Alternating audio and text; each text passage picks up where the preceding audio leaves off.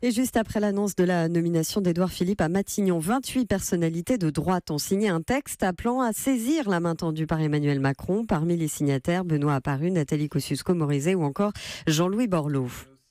Il y a aussi Thierry Solaire. Alors on se demande ce que ça veut dire, saisir la main tendue. On le saura tout à l'heure à 8h15 puisque l'élu Les Républicains sera l'invité de l'interview politique de Fabien Amias à 8h15. Donc. François Baroin, le chef de file Les Républicains pour les législatives, a lui dit regretter hier soir sur France 2 la décision d'Édouard Philippe. Au début du mois, il avait averti que ceux qui se rapprocheraient d'Emmanuel Macron avant les législatives seraient exclus du parti.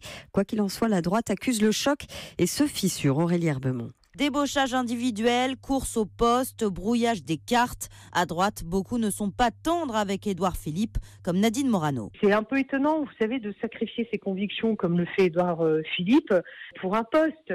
Il a choisi maintenant d'aller soutenir un programme qu'il combattait il y a encore quelques semaines et une personnalité dont il disait pique-pendre sur certains plateaux. Mais l'accusation de débauchage individuel risque d'être balayée par l'entrée au gouvernement d'autres personnalités de droite. Ce soir, un premier verrou a sauté avec l'arrivée d'Édouard Philippe à Matignon, puis un deuxième avec cet appel à répondre à la main tendue par Emmanuel Macron, signé par près d'une trentaine d'élus, la frange la plus modérée du parti, des proches de Bruno Le Maire à Nathalie Kosciusko-Morizet, en passant par Jean-Louis Borloo.